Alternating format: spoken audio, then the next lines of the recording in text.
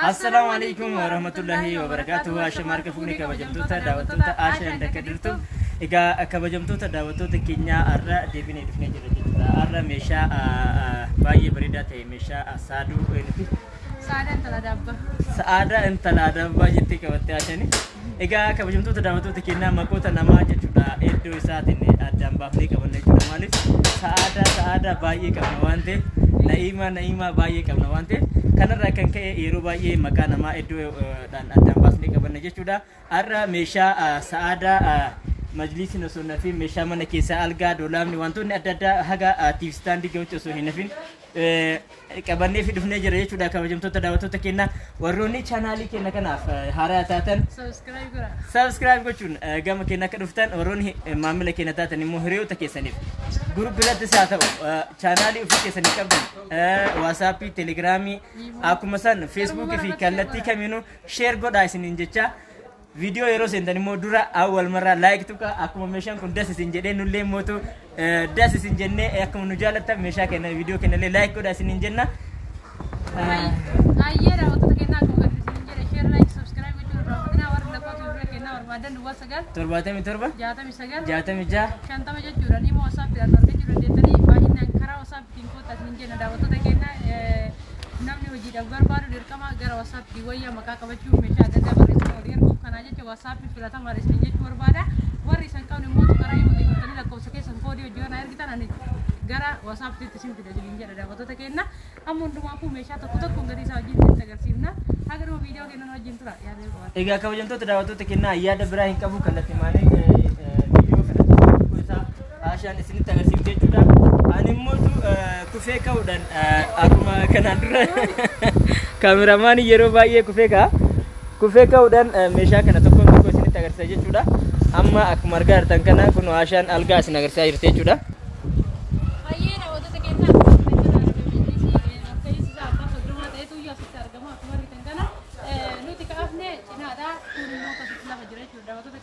Majlisin kuni kaaree kudhanii fi seentimeetira 40 jechuudha. Meetira majlisitti maxxansee hojjetamee fi abbaa olkanii isaa 30 jedhee jira. Akkuma argitan kana kunoo kan kaayaa fi beekumsaas bareedee haala kan akka qophaa'ee lafa jira. Hojii tokko qofaa hojjetama. Majlisin kuni kaareen takkattiin qarshii 9,500 hojjetame. Majlisi kun immoo adda isa godhu kana yoo barbaadan gisee hedduu irraa baaftanii miiccatanii deemuu dandeettanii kanallee akkasuma kunillee wanti hundi isaatu irraa bahee miiccamee deemuu danda'a. Asitti immoo tokkuma argitan kana karaa jaha qaba jechuudha. Wantoota keenya kunoo bakkatti namni taa'ee hunduyyuu akka fayyadamuu danda'utti hojjetamee jira. Akka garaachaa akka illee ababaa waan barbaadan irraa akka dandeessan jechuudha. Wantoota keenya kana fakkaataa gatii isaallee himee jira. Share like subscribe gochuudhaan jajjabeessuun raawwatina daawwattoota keenya.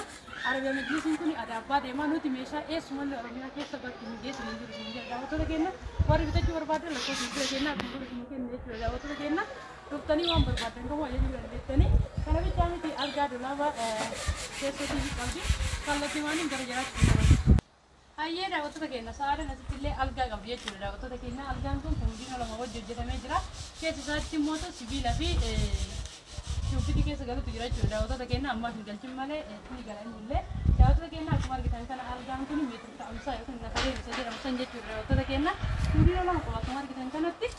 Kabiraan mootiyyuu gatii isaa jettan daawwattoota keenya meetira ta'umsaadha.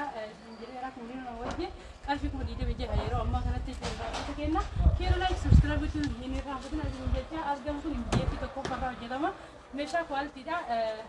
Fakkeeffamee hojjetame osoo hin taane meeshaa orjinaalis jechuu barbaada. Gatiin isaa kana fakkaata. Kallattiiwwan kumsaatii qabdi gariitti hin dabarsu.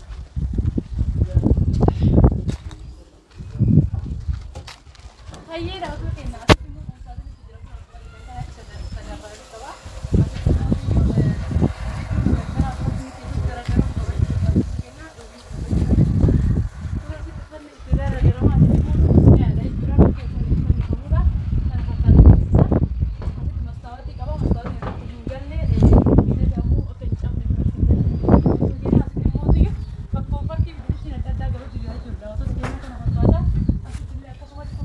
Halo,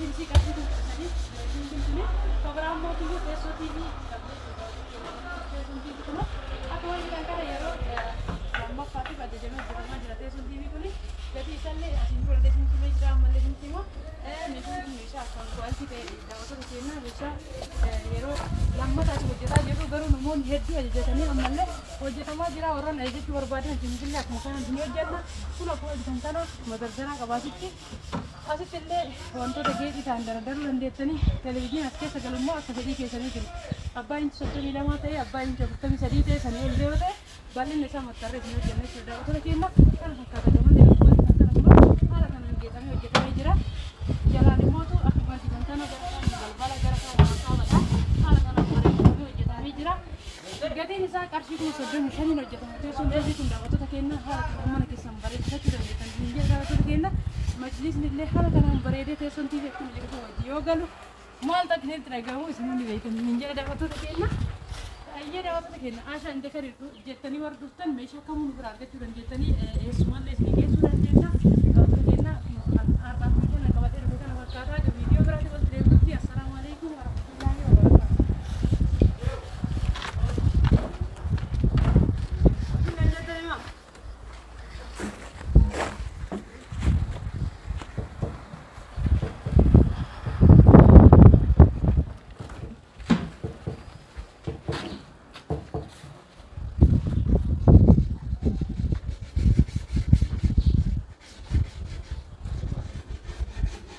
Ayyee daawwattoota keenya asitti immoo rayyaan inni xiqqoo fataa irraa jechaa jira jechuudha daawwattoota keenya rayyaan ingilizee baay'ee gadi hin baafnu sababni isaallee sababa hojiin nuti baay'atu jechuudha waan biraatti osoo hin taane haala kanaan xiqqoo qilleensaa fudhate inni gabbaasne irraa ijoolleen tun illee hin jirti sabichaa miti garuu immoo iddoo biraa jiran jechuudha daawwattoota keenya inni iddoo taphaa guguddaarra bahee taphachuu danda'u kanaa jecha asuma irra tanuma jaalate inni waan jiru hunda keessayyuu ijoollee biraa garasitti ilaalaa jira.